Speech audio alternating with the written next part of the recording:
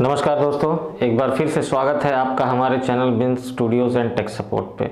दोस्तों, पिछले वीडियो में जो मैंने ट्रिपल सी के बारे में वीडियो तैयार किया था जिसमें मैंने सिलेबस को डिस्कस किया था, तो उसमें मैंने सबसे पहले आपको बताया था कि इंट्रोडक्शन टू कंप्यूटर के बारे में हम लोग पहले शुरुआत करेंगे। जो सबसे पहला यूनिट है यानी जो सबसे पहला चैप्टर है वो है हमारा इंट्रोडक्शन टू कंप्यूटर। तो दोस्तों, आज मैंने ये वीडियो उसी से रिलेटेड बनाया है, उस पर्टिकुलर टॉपिक को लेके इंट्रोडक्शन टू कंप्यूटर के बारे में। तो आइए चलिए शुरुआत करते हैं इस वीडियो की। सबसे पहले बात करते हैं इंट्रोडक्शन टू कंप्यूटर में क्या क्या चीज़ें हैं। तो सबसे पहले बात करेंगे इंट्रोडक्शन टू कंप्यूटर में। सबसे पहले एक सवाल आता है, what is a computer? Computer क्या है? कंप्यूटर के बारे में मैंने एक वीडियो ऑलरेडी बना रखा है जिसका लिंक जो है डिस्क्रिप्शन में मैंने दिया हुआ है। आप वहां से जाकर उस वीडियो को देख सकते हैं, वहां से भी आपको काफ़ी अच्छी जानकारी मिलेगी। बट यहाँ भी मैं बताता हूँ कि कंप्यूटर किसे कहते हैं। जनरली लोग जानते हैं कि कंप्यूटर एक इलेक्ट्रॉनिक डिवाइस है जो डाटा को प्रोसेस करती है, मैनिपुलेट करती है। तो ये जनरल बेसिक नॉलेज है। बट कंप्यूटर वर्क कैसे करता है, उसका प्रोसेस क्या है, उसके बारे में थोड़ा सा जान लेते हैं। तो सबसे पहले हम जानेंगे डाटा के बारे में। डाटा होता क्या है? सभी लोग कहते हैं अरे मेरा डाटा चोरी हो गया, मेरा डाटा ये हो गया। डाटा एक्चुअली होता क्या है? डाटा होता क्या है? डाटा होता है रॉ फैक्ट्स और फिगर्स। जैसे कोई टेक्स्ट हो, नंबर हो या फिर कोई इमेज हो, तो ये सारी चीज़ें जब एक कहते हैं ना अरेंज न रहें, अरेंज नहीं, जिससे कोई हमें इंफॉर्मेशन नहीं मिल रही हो, तो उसको डाटा कहते हैं। तो कंप्यूटर की लैंग्वेज में डाटा इसको कहते हैं। और इसके बारे में बहुत कम लोग जानते हैं कि डाटा एक्चुअली कहते किसे हैं। डाटा वही होता है जो रॉ फैक्ट्स और फिगर होते हैं जिनका कोई इन्फॉर्मेशन नहीं होती प्रॉपर। बट इन कंप्यूटर जब हम बात कर रहे हैं कंप्यूटर की, तो जब डाटा क्या होता है, हमारा डाटा तो आपको बता दिया हमने क्या होता है। फिर उसके बाद आती है प्रोसेसिंग। प्रोसेसिंग यानी डाटा को प्रोसेस किया जाता है। कंप्यूटर में बात करें तो डाटा को प्रोसेस किया जाता है, जिससे सेंट्रल प्रोसेसिंग यूनिट लगी होती है प्रोसेस करने के लिए। तो डाटा को जब प्रोसेस किया जाता है तो थर्ड वन मिलता है हमें इंफॉर्मेशन। यानी जब ये डाटा प्रोसेस होकर हमें इंफॉर्मेशन देता है तो समझिए कि हमारा जो है जो सिस्टम है यही इस तरीके से हमारा वर्क करता है कि डाटा को प्रोसेस करके इंफॉर्मेशन प्रोवाइड कराता है हमें। ठीक है, अब बात करें इंस्ट्रक्शन की। तो जो हम इंस्ट्रक्शन कंप्यूटर को देते हैं, जैसे हम कोई टाइप कर रहे हैं कोई चीज़ या कोई कमांड दे रहे हैं कंप्यूटर को, तो इंस्ट्रक्शन के रूप में लेता है कंप्यूटर और उसे आगे फॉरवर्ड करता है। तब प्रोसेस होता है पूरा हमारा जो प्रोसेसिंग का वर्क होता है वो होता है। प्रोग्राम्स की बात करें तो प्रोग्राम्स वो होता है जो कि कंप्यूटर में जो चीज़ें ये हो रही हैं, जैसे प्रोसेसिंग सिस्टम हो रही है, डाटा आप टाइप कर रहे हैं, ये सारी चीज़ों को प्रोग्राम के थ्रू कंट्रोल किया जाता है। उसके लिए प्रोग्राम्स रन करते रहते हैं ताकि इन चीज़ों को प्रॉपरली वर्क कर सके। डाटा को प्रोसेस करने के लिए, फिर इंफॉर्मेशन निकालने के लिए प्रोग्राम्स बखूबी कंप्यूटर में रन करते रहते हैं। वो दिखते नहीं, बैकग्राउंड में वो रन करते रहते हैं ताकि आपका जो भी आप वर्क कर रहे हैं कंप्यूटर पर वो स्मूथ तरीके से होता रहे। ये बातें बहुत कम लोग जानते हैं कि एक कंप्यूटर प्रोसेस कैसे करता है। बेसिक कंप्यूटर में पढ़ाया जाता है बच्चों को, क्लास फर्स्ट से ही कंप्यूटर अब तो आ गया है सब्जेक्ट सिलेबस में। बट बात करें तो जब आप 6th क्लास तक आते हैं तो काफ़ी कुछ अच्छे लेवल पे पढ़ाया जा रहा है। तो वहाँ न जाकर हम यहाँ पहले बात कर लेते हैं। उसके बाद हम बात करेंगे, पहला पार्ट क्या था, ए पार्ट हमारा था व्हाट इज़ कंप्यूटर, जो मैंने आपको बता दिया। दूसरा है हमारा B, applications of computer. Computer की वो एप्लीकेशन किस क्षेत्र में है, किस किस क्षेत्र में एप्लीकेशन कंप्यूटर्स की यूज़ होती हैं, क्या रोल अदा कर रहा है कंप्यूटर उन क्षेत्रों में, तो उनके बारे में बात कर लेते हैं। सबसे पहले एजुकेशन की बात करेंगे। तो एजुकेशन सिस्टम में दोस्तों आज की डेट में आप देख रहे होंगे बहुत सारी ऐप्स चल रही हैं जो बच्चों को ऑनलाइन पढ़ा रही हैं। तो उनसे उनका जो ऐप चल रहा है वो एक तरह का सॉफ्टवेयर ही है। तो वो क्या करता है कि आपके बच्चों को प्रोवाइड कराता है स्टडी मटेरियल्स वगैरह, ऑनलाइन टीचर्स क्लास लेते हैं, जैसे एग्जांपल में बायजूस हो गया, टीचमेंट हो गया, इस तरह करके बहुत सारी ऐप्स हैं जो मार्केट में रन कर रही हैं। तो एजुकेशन फील्ड को में कंप्यूटर जो है इस तरीके से कंट्रीब्यूट कर रहा है कि वो एप्लीकेशन जो प्रोवाइड करा रहा है, जिसके थ्रू आज बच्चे ऑनलाइन पढ़ सकते हैं। अगर वो स्कूल नहीं अटेंड कर सकते तो ऑनलाइन क्लासेस अटेंड करके अपनी पढ़ाई को कंप्लीट कर सकते हैं। तो काफ़ी अच्छा रोल प्ले कर रहा है कंप्यूटर जो है एजुकेशन फील्ड में। उसके बाद बात करें बिजनेस एप्लीकेशंस की, तो दोस्तों जैसे बड़ी बड़ी इंडस्ट्रीज़ हैं वो क्या करती हैं, जैसे बहुत बड़ा आपका इंडस्ट्रियल एरिया है तो वो अपने एम्प्लॉयज़ वगैरह का रिकॉर्ड रखने के लिए सॉफ्टवेयर्स यूज़ करती है। तो वो अपना खुद का सॉफ्टवेयर डेवलप करवाते हैं जिसमें जो है कंपनी के जितने भी एम्प्लॉय हैं उनका एंट्री और फिर लॉग आउट, ये सारी चीज़ों का रिकॉर्ड उसमें कंप्यूटर के थ्रू से और पर्टिकुलरली उस सॉफ्टवेयर की मदद से जो है उनके सारे रिकॉर्ड को रखा जाता है। और भी बहुत सारे सॉफ्टवेयर कंपनियां डेवलप कराती हैं ताकि जो है वो अपने पूरी कंपनी का जो भी सिस्टमेटिक ढंग से वर्क कर रही है कंपनी, तो उसका पूरा डाटा, जैसे कितना क्या इंफॉर्मेशन है उनकी, कितने एम्प्लॉयज़ काम कर रहे हैं, एम्प्लॉयज़ की सैलरी कितनी है, कितनी सैलरी रिलीज़ हुई है, कितनी होल्ड पर है, ये सारी चीज़ें को मैनेज करने के लिए कंप्यूटर में कई बहुत सारी एप्लीकेशंस प्रोवाइड कर रखी है जिसका यूज़ बिजनेस इंडस्ट्री में होता है। अब बात करें रिक्रिएशन एंड इंटरटेनमेंट इंडस्ट्री, तो रिक्रिएशन एंड इंटरटेनमेंट इंडस्ट्री की बात करें तो बहुत सारा फिल्म इंडस्ट्री में बहुत सारे ऐसे टूल्स आ गए हैं। इंटरटेनमेंट इंडस्ट्री में कैमरा, इतनी तरह का कैमरा आ गया है, इतनी सारी वॉइस रिकॉर्डर डिवाइसेस आ गई, इतनी हैवी क्वालिटी की कि जिसकी आप इमेजिन नहीं कर सकते। अभी कुछ दिन पहले मैंने एक वीडियो क्लिप देखी सोशल मीडिया पर, उसमें शाहरुख खान जी के घर पे एक कैमरामैन वीडियो रिकॉर्ड कर रहा है और आप बिलीव नहीं करेंगी उसकी पूरी बॉडी पर एक मतलब कैमरा पूरा एक सेटअप लगा हुआ है उसके बॉडी पे। वो कैमरे को ऐसे ऐसे हैंडल कर, मतलब सोचिए कि टेक्नोलॉजी कहाँ तक चली गई है। कंप्यूटर की ही देन है ना, ये कंप्यूटर एरा चल रहा है तो यहाँ पे कंप्यूटर की ही बात होगी। और कंप्यूटर कितना हद तक आगे गया है ये सब आप देखते हैं, सामने विजुलाइज करते हैं। अभी जैसे मैं ये जानकारियाँ दे रहा हूँ, बहुत लोग जो हमारा वीडियो पहली बार देख रहे हैं या जिनको कंप्यूटर के बारे में कुछ नहीं पता, वो लोग ये जानकर सुनकर आश्चर्य होंगे कि ये ऐसी भी चीज़ें हो रही हैं, एक्चुअल में होती हैं, है भी। तो बात करें अब नेक्स्ट की, तो गवर्नमेंट में भी बहुत सारे कंप्यूटर एप्लीकेशंस हैं जो यूज़ किए जाते हैं। जैसे बात करें तो सर्वर्स मेंटेनेंस की, जैसे कोई सरकारी वेबसाइट है आपकी, जैसे बात करें तो सिर्फ आधार कार्ड की एग्जांपल के तौर पे, तो आधार कार्ड के लिए बहुत सारे बड़े बड़े एप्लीकेशंस बने हुए हैं, सॉफ्टवेयर बने हुए हैं जिनके माध्यम से आपका जो आपकी जो ऑनलाइन आधार की फीडिंग हो रही है, वो सारी चीज़ें डाटाबेस में जाकर सर्वर्स पे रिकॉर्ड हो रही है। कहाँ से हो रहा है, कैसे हो रहा है, ये सारी चीज़ें हैं कि कंप्यूटर के थ्रू हो रहा है, कंप्यूटर में जो एप्लीकेशंस हैं उसके थ्रू ये पॉसिबल है। तो गवर्नमेंट क्षेत्र में भी काफ़ी कुछ जो है कंप्यूटर एप्लीकेशंस का योगदान है, कंप्यूटर का योगदान है। उसके बाद बात करें हेल्थ में, तो हेल्थ में भी आज की डेट में आप देखिए जैसे बड़े बड़े डायग्नोसिस सेंटर हैं, वहाँ पर आप देखेंगे तो ये जो भी मशीनें हैं जिनसे भी आपकी स्कैनिंग हो रही है, आपकी डायग्नोसिस हो रही है, वो सब कंप्यूटर से कनेक्टेड है। उनके लिए एप्लीकेशन इंस्टॉल है कंप्यूटर पर जिसके थ्रू वो आपकी पूरी बॉडी की स्कैनिंग कर रहे हैं, आपकी बीमारियों का पता लगा रहे हैं, आपको उसकी पूरी रिपोर्ट बना के दे रहे हैं। तो हेल्थ इंडस्ट्री में भी कंप्यूटर एप्लीकेशंस और कंप्यूटर का बहुत बड़ा योगदान है।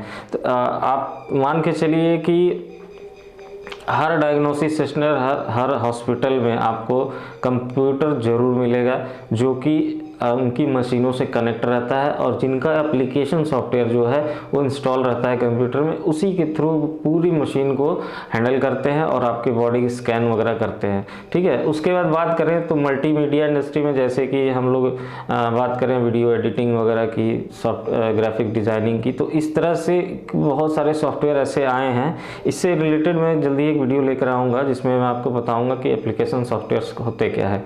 ठीक है, उसके बाद बात करें तो बैंकिंग इंडस्ट्री में, बैंकिंग में भी काफ़ी अच्छा रोल प्ले कर रही है आजकल। आप देख रहे हैं जैसे कि आपका खाता इस बैंक में है, आप कहीं से भी किसी भी स्टेट में हैं, आप अगर आप यूपी स्टेट से हैं और आपका खाता महाराष्ट्र में है तो आप यहाँ से भी लेन देन कर सकते हैं। तो सीबीएस ब्रांचेस हैं, सीबीएस बोलते हैं इसको, तो ये सीबीएस ब्रांचेस हो गई जिसके के थ्रू जो भी सिस्टम है, जितना भी बैंकिंग सिस्टम है, कंप्यूटर के थ्रू ही सारा का सारा रन कर रहा है। और उससे क्या बेनिफिट होता है कि कस्टमर्स के रिकॉर्ड्स को मेंटेन करना, कस्टमर्स के अकाउंट को मेंटेन करना, उनका जितना भी ट्रांजैक्शन हो रहा है उसको मेंटेन करना, उसके लिए तरह तरह की एप्लीकेशंस बनी हुई हैं कंप्यूटर में। वो हर बैंक में, हर बैंकिंग कंप्यूटर, जितने भी कंप्यूटर लगे हैं बैंक में, उन पर सब पे इंस्टॉल रहता है वो, और उसकी का यूज़ करके बैंक्स जो है आपके सारे डाटा को, यानी सॉरी डाटा नहीं कहेंगे, आपके सारे रिकॉर्ड, अकाउंट्स जो भी हैं उनको हैंडल करता है। ठीक है, तो ये बात हो गई हमारे एप्लीकेशन ऑफ कंप्यूटर की, कि किस किस क्षेत्र में किस तरीके से कंप्यूटर एप्लीकेशंस अपना योगदान दे रही है, यानी उनकी मदद से, कंप्यूटर एप्लीकेशंस की मदद से कितना हेल्प मिल रहा है इन सारी इंडस्ट्रीज़ को। एजुकेशन हो गया, बिजनेस हो गया, रिक्रिएशन इंटरटेनमेंट इंडस्ट्री हो गया, गवर्नमेंट हो गया, हेल्थ हो गया, मल्टीमीडिया होंगे। तो इस तरह ये कुछ चीज़ें थी जो मैंने बताई आपको कि इस कंप्यूटर एप्लीकेशन जो है, इनका योगदान, जो इनकी वजह से जो इन इंडस्ट्रीज़ में बदलाव आया है, वो आप आजकल आप लोग खुद देखते होंगे, न्यूज़ चैनल से लेकर हर चीज़ों में आप देखते होंगे कि काफ़ी ज़्यादा यूज़ हो रहा है इन सारी चीज़ों का। तो अब बात करेंगे नेक्स्ट पॉइंट नंबर सी की, basic of hardware and software. अब यहाँ पे बात करने जा रहे हैं हम लोग basic of hardware and software, यानी कंप्यूटर क्या है, बिना हार्डवेयर और सॉफ्टवेयर के तो होता नहीं है। जब ये दोनों चीज़ें कंबाइन होती हैं तब हमारा एक कंप्यूटर पूरी तरह से तैयार होता है। इसके बारे में भी मैंने एक वीडियो बना रखा है जिसका लिंक मैं डिस्क्रिप्शन में दे दिया हूँ, आप वहाँ से जाकर देख सकते हैं। बेसिक कंप्यूटर नॉलेज के बारे में मैंने उसमें ये बताया हुआ है कि हार्डवेयर सॉफ्टवेयर कैसे कैसे होते हैं, जिनको मिलाकर एक कंप्लीट कंप्यूटर तैयार किया जाता है। और मैं इसमें भी फिर से आपको बता दे रहा हूँ, मैं इन सारी चीज़ों को फिर से एक बार डिस्क्राइब करूँगा। तो सबसे पहले हम लोग बात करेंगे हार्डवेयर में। हार्डवेयर में सबसे पहले आते हैं इनपुट डिवाइसेस, फिर आउटपुट डिवाइसेस, फिर आता है सेंट्रल प्रोसेसिंग यूनिट, फिर आती है कंप्यूटर मेमोरी। तो ये सारी चीज़ों को मैं डिस्क्राइब करूँगा पॉइंट टू पॉइंट, क्योंकि ये काफ़ी नॉलेजेबल रहेगा आपके लिए। क्योंकि अगर मैं इसी तरह सिर्फ बता दूं कि इनपुट डिवाइसेस क्या होता है, आउटपुट डिवाइसेस क्या होता है, तो उतना जो है समझ में नहीं आएगा, पल्ले नहीं पड़ेगा। बट मैं थोड़ा सा डीपली समझाऊंगा आपको इनपुट डिवाइसेस क्या होती है, तो आउटपुट डिवाइसेस क्या होती है। तो ये सारी चीज़ें आपको अच्छे से समझ में आएंगी। कुछ आइडियाज़ भी देता रहूँगा बीच बीच में, जिससे आपको ये आइडिया मिले कि हाँ ये चीज़ एक्चुअल में वर्क क्या करती है। सॉरी, मैं आइडिया नहीं कहूँगा, एग्जाम्पल कहूँगा, कि एग्जाम्पल मैं आपको देता रहूँगा जिससे आपको समझ में आए कि हाँ ये चीज़ का यूज़ कैसे हो रहा है। तो सबसे पहले बात कर लेते हैं इनपुट डिवाइसेस की। तो इनपुट डिवाइसेस में जनरली मैंने एक वीडियो और भी बना रखा है जिसका लिंक मैंने डिस्क्रिप्शन में दे रखा है। एक्चुअली ये वीडियो बनाने का मेरा मकसद था कि हमारे एक सब्सक्राइबर ने हमसे रिक्वेस्ट की थी, जैसा कि मैंने पिछले वीडियो में बताया, तो उनके कहने पर मैं ये वीडियो बना रहा हूँ और मैं इन चीज़ों को फिर से दोहरा रहा हूँ और काफ़ी थोड़ा और एक्सटेंड करके बता रहा हूँ ताकि उनको थोड़ा समझने में हेल्प हो। तो शुरुआत करते हैं, सबसे पहले जान लेते हैं इनपुट डिवाइसेस के बारे में। तो इनपुट डिवाइसेस होता क्या है कि वो डिवाइसेस जिनके थ्रू हम कंप्यूटर को कोई कमांड देते हैं, जिनके थ्रू हम कोई कमांड देते हैं तब जाके कंप्यूटर आगे का वर्क हमारा प्रोसेस करता है। तो सबसे पहले इनपुट डिवाइसेस में बात करते हैं कीबोर्ड की। कीबोर्ड जनरली सभी लोग जानते हैं कि डाटा टाइप करने के लिए, यानी जो भी आप टाइपिंग के लिए यूज़ करते हैं कंप्यूटर में, कीबोर्ड यूज़ करते हैं। तो कीबोर्ड कितने टाइप्स का होता है, उस टाइप्स की बात नहीं करें, किस तरह का कीबोर्ड वर्क करता है उसके बारे में बात कर लेंगे। पहले आता है ए अल्फ़ा न्यूमेरिक कीज़ होती है इसमें। अल्फ़ा न्यूमेरिक, अल्फ़ा से नहीं समझ में आ ही रहा होगा आपको कि अल्फ़ा यानी अल्फ़ाबेट्स की बात हो रही है और न्यूमेरिक यानी नंबर्स की बात हो रही है। तो आप लोग कीबोर्ड पे हमेशा देखे होंगे कि alphabets A B C D to Z तक लिखा रहता है कीबोर्ड पे, उसकी बटन्स अलग अलग बनी होती हैं। उसके बाद नंबरिंग होती है, नंबर्स जो होते हैं उनकी भी कीज़ अलग अलग बनी होती है। कीबोर्ड पे खासियत ये होती है कि एक नंबरिंग सिस्टम आपको ऐसे स्ट्रेट में दिया रहता है, 1 2 3 4 5 6 7 8। एक कीपैड बना होता है बगल में जिस पर भी नंबरिंग दी होती है। तो इससे क्या होता है कि थोड़ा सा सहूलियत मिलती है आदमी को। जैसे आप एक अच्छे टाइपर हैं, टाइप करते हैं अच्छा, तो आप ये देखेंगे कि जैसे टाइप कर रहे हैं अल्फ़ाबेट्स, तो अल्फ़ाबेट्स अच्छे से वर्क कर रहा है, बट नंबरिंग जब टाइप करनी होती है तो थोड़ा सा डिस्टर्ब होता है, इसलिए कीपैड दिया रहता है, उस पर आपकी उंगलियां अच्छी चलती हैं। आपकी प्रैक्टिस जब हो जाएगी तो आपको लगेगा कि हाँ ये बहुत ईजी होता है। नंबर पैड अगर कीबोर्ड में है तो काफ़ी अच्छी तरीके से आप उसका यूज़ कर सकते हैं। तो अल्फ़ा न्यूमेरिक कीज़ हो गया। उसके बाद बात करें पंक्चुएशन कीज़, तो पंक्चुएशन कीज़ में आता है गाइस दोस्तों की जैसे comma, full stop, semi colon, colon, ये सारी चीज़ें पंक्चुएशन में आती हैं। तो इसके भी कीज़ कीबोर्ड पे दिए रहते हैं, आप देखेंगे तो अलग अलग टाइप के दिए रहते हैं सारे कीज़। तो उनका यूज़ कैसे करते हैं वो भी मैं आपको अभी थोड़ा सा आगे बताऊंगा। उसके बाद स्पेशल कीज़ दी रहती हैं जैसे कंट्रोल, शिफ्ट, एल्ट, उसके टैब, उसके स्पेस बार। तो ये सारे कीज़ दिए होते हैं जिनका अपना अपना यूज़ है। हर एप्लीकेशन में यानी हर सॉफ्टवेयर में जो है आपको उसका अलग अलग यूज़ मिलेगा देखने को। जैसे मैंने बात की पंक्चुएशन कीज़ की, तो जैसे आप पंक्चुएशन कीज़ में देखेंगे दो बना होता है, जैसे एक डॉट बना हुआ है, एक सेमी कॉलन बना हुआ है। तो उस तरह क्या होगा कि जैसे आपको उसमें से एक को यूज़ करना है तो आप एक सिंगल क्लिक करेंगे, एक डॉट लग गया। लेकिन आपको अगर वही सेमी कॉलन यूज़ करना है या इन्वर्टेड कामा को यूज़ करना है तो शिफ्ट के साथ प्रेस करेंगे तब वो वर्क करता है। तो शिफ्ट हमारी स्पेशल कीज़ में आता है, उसका वर्क हर चीज़, हर एप्लीकेशन सॉफ्टवेयर पर अलग अलग तरीके से किया जाता है। उसके बाद बात करें तो फंक्शन कीज़ की, तो फंक्शन कीज़ क्या करता है कि इसमें देखेंगे आप ना कीबोर्ड के सबसे ऊपर साइड में F1, F2, F3, F4 इस तरह बना होता है, कीज़ होती हैं। तो ये F1 से लेके F12 तक कीज़ होती हैं, और इन सारी कीज़ का जो है वर्क हर एप्लीकेशन में अलग अलग तरीके से होता है। तो किसी एप्लीकेशन में किसी चीज़ का शॉर्टकट होगा, या जैसे हेल्प की बात करें तो बहुत सारी एप्लीकेशंस में हेल्प के लिए F1 जब प्रेस करते हैं तो हेल्प खुल जाती है, जहाँ से आप उस पर्टिकुलर सॉफ्टवेयर के बारे में काफ़ी इंफॉर्मेशन वहाँ रहती है, आप देख सकते हैं। तो दोस्तों ये बात हो गई कीबोर्ड की कि alpha numeric keys, punctuation keys, special keys और फंक्शन कीज़ को मिला के कीबोर्ड पूरा तैयार होता है, तब जाकर आप उस पर ईजिली जो है टाइपिंग वगैरह करते हैं, या अपना जो भी एंट्री करनी है आपके डाटा को वो आप वहाँ से एंटर करते हैं। उसके बाद बात करेंगे पॉइंटिंग डिवाइसेस की। तो पॉइंटिंग डिवाइस यानी पॉइंटिंग से मतलब आप समझिए कि पॉइंटिंग डिवाइस यानी किसी चीज़ को पॉइंट कर रहे हैं आप। तो पॉइंटिंग डिवाइस में सबसे पहले आता है माउस। माउस से जनरली सभी लोग जानते हैं माउस का यूज़ क्या होता है। तो माउस पे हम माउस को पकड़कर हम इधर से उधर मूव करते हैं जब, तो उसके बाद जो देखते होंगे हमारा जो स्क्रीन होती है कंप्यूटर की, उस पर दिखता है कि हमारा एक पॉइंटर बना होता है, एरो बनी होती है, वो जो है जैसे आप मूवमेंट दे रहे हैं उसी हिसाब से वो मूव होता है। ठीक, उस पर दो बटन्स बनी होती है, पहली है लेफ्ट क्लिक, दूसरी राइट क्लिक, फिर सेंटर में एक स्क्रॉल बार होता है वो भी क्लिक होता है, ये बहुत कम लोग जानते हैं। स्क्रॉलिंग करने के बाद आप उस पर क्लिक करके भी यूज़ कर सकते हैं, उसका क्लिक होता है, ये चीज़ याद रखिएगा। तो माउस भी हमारा सबसे पहला माउस हमारा जो है पॉइंटिंग डिवाइस में आता है। उसके बाद जॉयस्टिक आती है। जॉयस्टिक क्या होती है कि जैसे गेम वगैरह खेलने के लिए जॉयस्टिक बनी होती है, एक हैंडल नुमा होता है, उसको हैंडल के पकड़ के हम मूवमेंट करते हैं तो वो मूव होता है। तो गेमिंग वगैरह में इसका यूज़ ज़्यादा होता है कि गेम जैसे कोई खेल रहा है गेम तो उसमें जॉयस्टिक की यूज़ होती, पहले ज़्यादा होती थी, अब नहीं उतनी ज़्यादा होती है। अब बात करें तो लाइट पेन की, तो light pen same as work करता है माउस की तरह ही। उस पर एक पेन में आप देखते हैं नीचे निब होती है, तो वो निब जो है वो स्क्रॉल का काम करता है कि माउस जैसे आप इधर उधर ले जाते हैं तो पेन जैसे जैसे आप मूव करेंगे पॉइंटर आपका मूव करता है।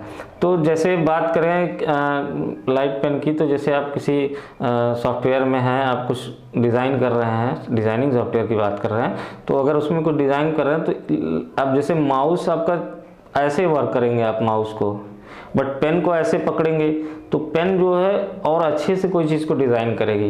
माउस ऐसे पकड़ के आप डिज़ाइन करेंगे, पेन को ऐसे पकड़ के, तो दोनों में अंतर हो जाएगा डिज़ाइनिंग करने के तरीके में।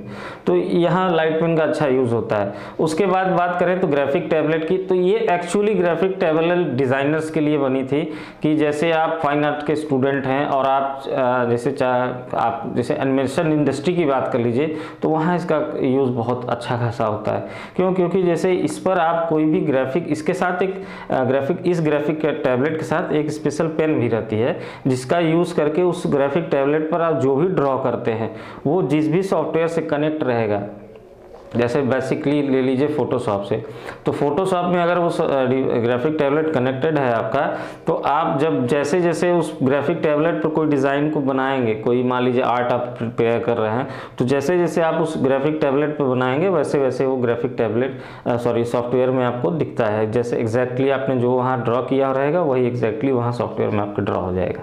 उसके बाद करें टच स्क्रीन की, तो टच स्क्रीन सिंपल है। टच स्क्रीन सभी जानते हैं कि टच करते ही कमांड मिलता है आपके सिस्टम को, चाहे कंप्यूटर की बात करें चाहे मोबाइल की बात करें। कंप्यूटर में भी टच स्क्रीन आती है, लैपटॉप्स वगैरह में टच स्क्रीन आती है, मोबाइल फ़ोन में आप यूज़ ही कर रहे हैं। तो जब भी आप एक क्लिक करते हैं, टैब करते हैं टच पर, तो वो क्या होता है, वो कमांड देता है आपके जो भी सिस्टम रन कर रहा है। यानी जैसे हमारे कंप्यूटर की बात करें तो ऑपरेटिंग सिस्टम है तो उसको कमांड मिलता है, या फ़ोन की बात करें तो एंड्रॉयड हमारा ऑपरेटिंग सिस्टम होता है, उसमें वर्क करता है।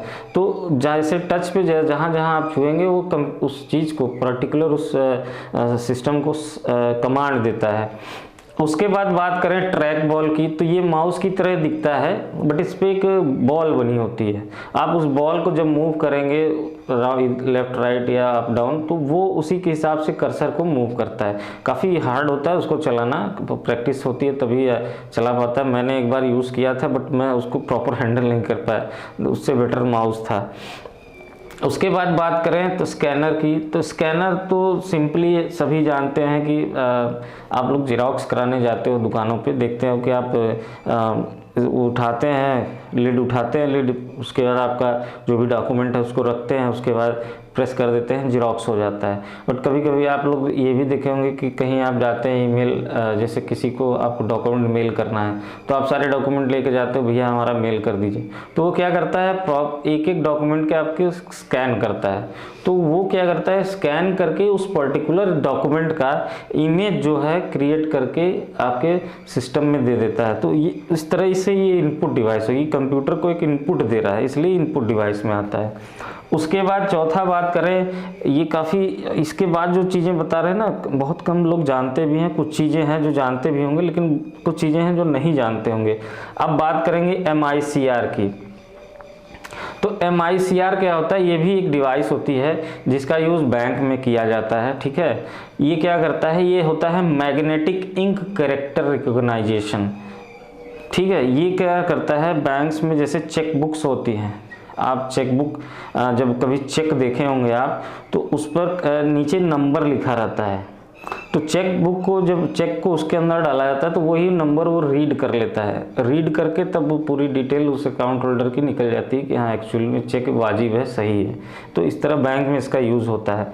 उसके बाद बात करें OCR की, ऑप्टिकल कैरेक्टर रिकॉग्नाइजेशन। ये होता है बुक और डॉक्यूमेंट कन्वर्टिंग में। यानी बात करें कि जैसे आपने कोई आजकल मैं खुद ही यूज़ कर रहा हूँ, जैसे स्कूल में क्वेश्चन पेपर बनाना होता है बच्चों का, तो हम लोग पहले क्वेश्चन पेपर रेडी करते हैं या डायरेक्ट हम लोग टाइप कर लेते हैं। बट हमारे यहाँ क्या है कि हमें देना पड़ता है हमारे स्टाफ को, तो वो टाइप करके तब जाके क्वेश्चन पेपर रेडी करते हैं। तो एग्जाम्पल के तौर पे बता रहा हूँ, तो हम क्या करते हैं, हम OCR यूज़ करने लगे। अब करते क्या है कि हम पूरे डाटा, और इसका श्रेय जाता है गूगल को, गूगल ने काफ़ी अच्छा प्रोवाइड किया है। तो हम OCR जो गूगल OCR के थ्रू जो है हमारे उस पर्टिकुलर, जैसे आपने क्वेश्चन पेपर रेडी कर दिया है, आपने काफ़ी सफाई से क्वेश्चन पेपर रेडी किया है, तो जब हम उसको स्कैन करके एक अच्छी कॉपी उसकी जो है जब अपलोड करते हैं तो गूगल में, तो गूगल डॉक्स क्या करता है, उसको OCR के माध्यम से कन्वर्ट कर देता है। उस पूरे क्वेश्चन पेपर को एज इट इज़ कन्वर्ट करने की कोशिश करता है। कहीं थोड़ा सा अलाइनमेंट वगैरह ये तो डिस्टर्ब होती है, उसको आपको खुद ही अरेंज करना पड़ता है। और कुछ जगह फॉन्ट्स जो है स्मॉल लेटर, कैप्स लेटर, ये थोड़ा सा डिफर हो जाता है, उसको चेंज करना। लेकिन टाइम बचत है इससे कि आप जो जितना टाइप करने में समय लगाएंगे उतने देर में वो अरेंज करके आप पेपर तैयार कर, उससे कम समय में अरेंज करके पेपर तैयार कर लेंगे। तो OCR इसीलिए यूज़ किया जाता है, जैसे बुक्स और डॉक्यूमेंट को हम डिजिटली कन्वर्ट करना चाहें। जैसे हमारे पास एक थोड़ी पुरानी बुक है, उसकी कोई कॉपी नहीं है, हम चाहते हैं कि वो सिक्योर रहे, सुरक्षित रहे, तो ऐसे में क्या करेंगे कि हम उसकी पूरी OCR स्कैनिंग कर लेंगे। तो वो क्या करेगा, वो डिजिटली कन्वर्ट करके बुक को हमारे सिस्टम में यानी हमारे कंप्यूटर में स्टोर कर सकते हैं हम उसको। ठीक है, उसके बाद बात करें OMR की, ऑप्टिकल मार्क रीडर। एग्जाम्पल में बता रहे हैं ऑप्टिकल मार्क रीडर कहाँ यूज़ किया जाता है। आप लोग जैसे कोई एग्ज़ाम देते हैं, चाहे कोई परीक्षा की तैयारी कर रहे हैं, तो उसमें आप देखेंगे OMR शीट मिलती है, जिसमें क्या होता है, आंसर को, जो भी आपने आंसर सेलेक्ट किया, जैसे ऑप्शन दिया है ABCD, ठीक है, आपको ऑप्शन दिया है, तो उसमें से जिस भी ऑप्शन को आपको सही लगता है तो आप क्या करते हैं, उसमें पेंसिल से उसको ब्लैक कर देते हैं। जहाँ ऐसे ए ऑप्शन अगर सही है तो आप पेंसिल से ब्लैक कर देते हैं। तो इस तरह पूरी शीट को आप ब्लैक करते रहते हैं जिस पॉइंट को आपको लगता है सही है। तो वह क्या करता है, ये OMR मशीन जो आती है वो क्या करती है, पर्टिकुलरली उस पॉइंट को जो भी आप मार्क किए हैं उसको रीड करती है, उसको रीड करके बताती है कि इतने चीज़ों का आंसर दिया गया है, तो उसके हिसाब से फिर वो कॉपी की चेकिंग होती है। इससे क्या होता है कि जो मैनुअली चेक होती है कॉपी, उसमें टाइम काफ़ी ज़्यादा जाता है। तो OMR से क्या होता है, ईजिली उसको जो है चेकिंग हो जाती है कॉपीज़ की। उसके बाद बात करें बारकोड रीडर की, तो बारकोड रीड क्या करता है, reads universal product code UPC। यानी जब भी आप देखे होंगे शॉपिंग मॉल्स वगैरह में जाएंगे तो आप वहां पाएंगे कि एक मशीन लेकर जो काउंटर पे खड़े रहते हैं वो सीधे प्रोडक्ट उठाते हैं, बारकोड होता है उसको स्कैन करते हैं, रख देते हैं। करता क्या है कि जो उस कोड में उस सामान का पर्टिकुलर उस प्रोडक्ट का रेट क्या है वो ऑटोमेटिकली डिटेक्ट करके उसके सॉफ्टवेयर में जो होता है वो सामने आ जाता है। ठीक है, ये याद रखिएगा। उसके बाद बात करें माइक्रोफोन की, तो सिंपल है, माइक्रोफोन जो कंप्यूटर से अटैच करके आप कोई वॉइस रिकॉर्ड करना चाहते हैं तो आप माइक यूज़ करते हैं। ठीक है, तो वो हो गया, वो भी इनपुट डिवाइस हमारा है। उसके बाद web camera, web cam, shortcut में इसको वेब कैम बोलते हैं। जैसे हम लोग कंप्यूटर पे हैं अगर, तो जनरली लैपटॉप में तो इनबिल्ड होता है कैमरा, बट अगर बात करें तो अलग से एक वेब कैमरा आता है कंप्यूटर पे सेटअप करने के लिए, ताकि आप जैसे ऑनलाइन चैट्स होती है, वीडियो चैट्स होती हैं, उसको अटेंड कर सके, चाहे जूम पे हो, चाहे गूगल मीट पे हो, चाहे आप स्काइप पे हो। तो ऑनलाइन मीटिंग करने के लिए, वीडियो कॉन्फ्रेंसिंग या करने के लिए या वीडियो चैटिंग करने के लिए आपको वेब कैमरा की ज़रूरत पड़ती है। उसके बाद बात करें डिजिटल कैमरा की, डिजिट कैम जो आजकल यूज़ होती है, फोटो क्लिक DSLR कैमरा वगैरह हो गया, या जिस कैमरे से मैं अभी रिकॉर्डिंग कर रहा हूँ वो भी वही है, डिजिटल कैमरा ही है।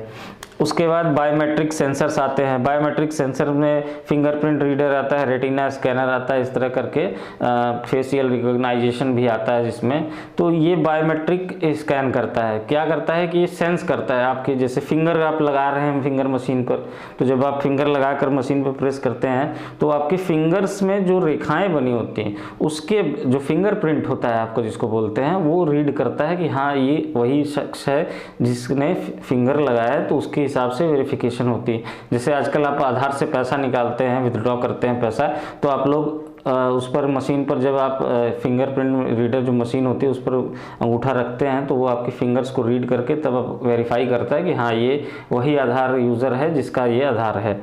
उसके बाद बात करें स्मार्ट कार्ड रीडर्स की, तो ये स्मार्ट कार्ड रीडर ना कंपनियों में, बड़ी बड़ी कंपनियों में यूज़ किया जाता है। एम्प्लॉयज़ की ID कार्ड बने होते हैं, तो होता क्या है कि जैसे उनको चेक करना हो कि हमारा एम्प्लॉय ये सही है, ID कार्ड वाजिब है, तो PVC होता है। PVC क्या होता है, पॉलीविनाइल क्लोराइड से कार्ड, प्लास्टिक का होता है, वो कार्ड बना होता है। तो जैसे आजकल वो आधार नहीं आता, PVC बोलते, PVC कार्ड पे आधार हमारा प्रिंट है, टाइट सा होता है, जिस पे जैसे पैन कार्ड होता है, DL आता है, उसी तरह वो भी होता है, उनका कार्ड भी उसी बनता है। तो वो इस मशीन में इंटर करते हैं अपना कार्ड, तो वो रीड करके तब जो है बता देता है सारी डिटेल कि ये एम्प्लॉय सही है, ये सही ID कार्ड है।